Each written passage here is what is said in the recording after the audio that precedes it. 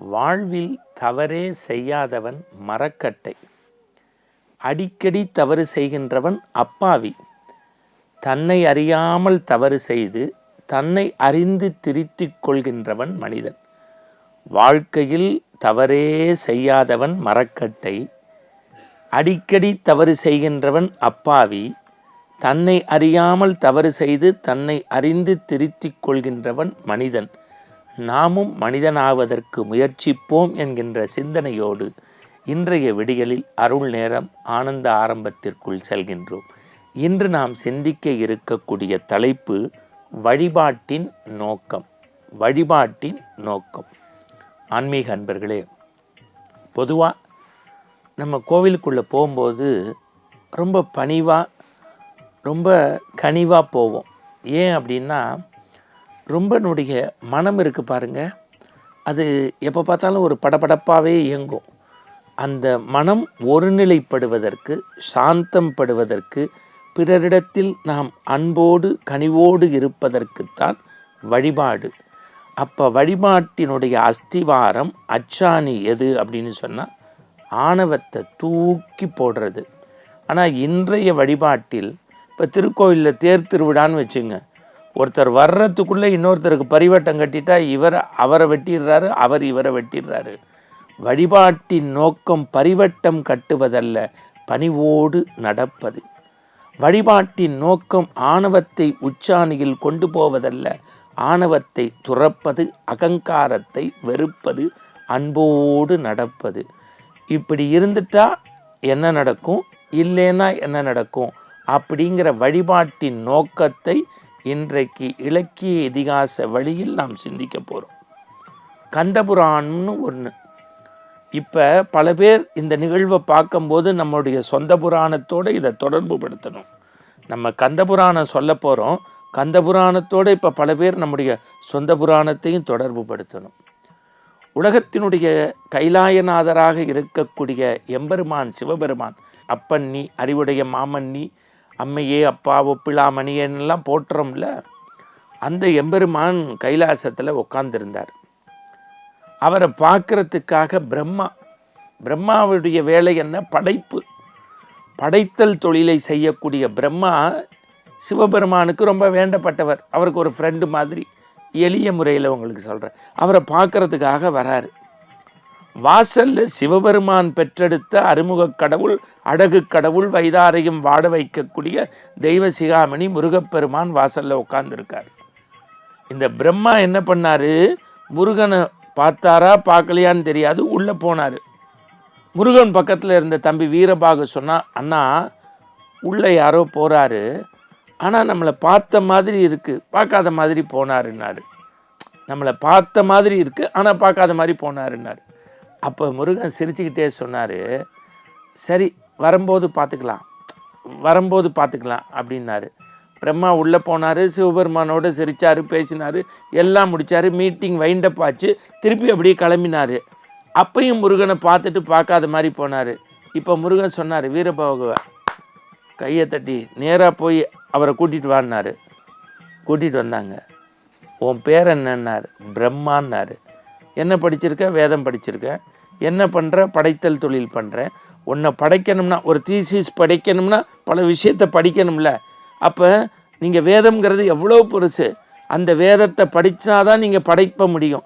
அப்போ வேதத்தில் ஓம் அப்படின்னு பிரணவ பொருளுக்கு விளக்கம் சொல்லினார். ஓம்ங்கிற பிரணவ பொருளுக்கு விளக்கம் கேட்டார், சொல்ல தெரில. முருகன் பார்த்தார், தலையில் நங்குன்னு கொட்டி உள்ளே கொண்டு போய் ஜெயிலில் வச்சார். இந்த செய்தி சிவபெருமானுக்கு போச்சு. நந்தி தேவர் அமுச்சு போய் பெயில் எடுங்கன்னாரு. எவன் வந்தாலும் விடமாட்டேன்னாரு. சிவபெருமானே வந்தார். ஏன்பா அவனை உள்ளே வச்சேன்னாரு. அவர் பேர் பிரம்மாவான், படைத்தல் தொழில் பண்ணுறாராம், பிரணவ பொருளுக்கு விளக்கம் கேட்டேன், சொல்ல தெரியல அப்படின்னாரு. அதுக்காக போய் வைக்கலாமா? அதுக்காக மட்டும் வைக்கலப்பா. நின்னை வணங்கினும் தன் அகந்தை தவிர்க்கிலன். எப்படி அந்த கந்தபுராணத்தில் பாட்டு உண்டு, நின்னை வந்தனை செய்யினும் தன் அகந்தை தீர்க்கிலன். என்ன வரி பாருங்க, நின்னை வந்தனை செய்யினும் தன் அகந்தை தீர்க்கிலன், அதனால் அவனை அருஞ்சிறை வைத்தேன்.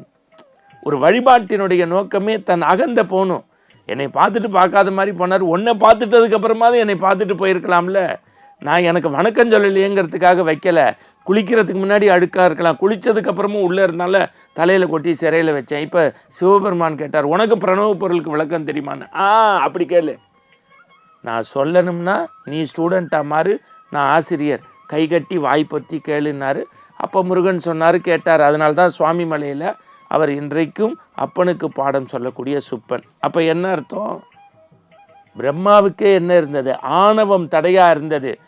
முருகாவை பார்த்து நீந்தான் ஓம்ங்கிற விளக்கம்னு சொல்ல தெரியலையே, ஆணவம் கண்ணை மறைச்சது. இது கந்தபுராணம். அப்படியே வைங்க. ராமாயணத்தில் சொல்லட்டுமா? ராவணன் யாரு?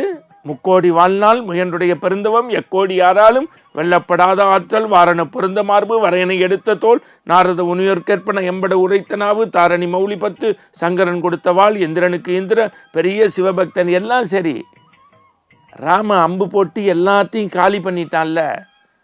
அப்போ கூட ராமன் பெருந்தன்மையாக என்ன சொன்னான்னா, உன்கிட்ட ஒன்றுமே இல்லை, நிராயுத பாணியாக இருக்க, இன்றைக்கி போயிட்டு நாளைக்கு வா, இன்று போய் நாளை வான்னு. அப்போ இவன் என்ன பண்ணியிருக்கணும்? மனசு மாறி திருந்தி சீதையை விட்டுருக்கணும், இல்லை பெரும்படையோடு வந்திருக்கலாம். அவன் என்ன சொல்கிறான்னா, வான்னகும் வையகம் நகும் அப்படின்னு கவலைப்படலையா. வானத்தில் இருக்கவன், மின்னுலகத்தில் இருக்கிறவன், மண்ணுலகத்தில் இருக்கிறவன், வான்னகம் வையகம் நகும் அப்படின்னு கவலைப்படலையா. மிதிலை வந்த ஜானகி நகுவாளே. அதனால அந்த காமம் மனசுக்குள்ளேயே இருந்துச்சா. பாரு, இந்த ராவணனை வீழ்த்துறேன்னு நானா. அப்போ ராவணனுடைய வீழ்ச்சிக்கு என்ன காரணம்? பெரிய சிவபக்தர், ஆணவம், அகங்காரம். அப்படியே வைங்க. பாரதத்துக்கு வாங்க, ஒத்த வரியில் சொல்கிறேன். அவனை மாதிரி துரியோதனன் மாதிரி ஒரு வீரம் படைத்தவன், ஞானம் படைத்தவன், தர்மம் தெரிந்தவன், வில்வித்தை அறிந்தவன் எவனுமே கிடையாது.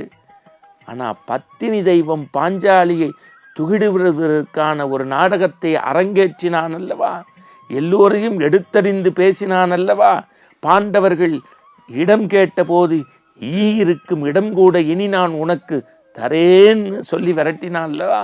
அதனால தான் பாண்டவர் பக்கம் கண்ணன் போய் நின்று இவரை காலி பண்ணான். அப்போ என்னன்னா, வழிபாட்டினுடைய நோக்கம் ஆண்டவன் நம் பக்கம் நின்று துணை செய்வதற்கு.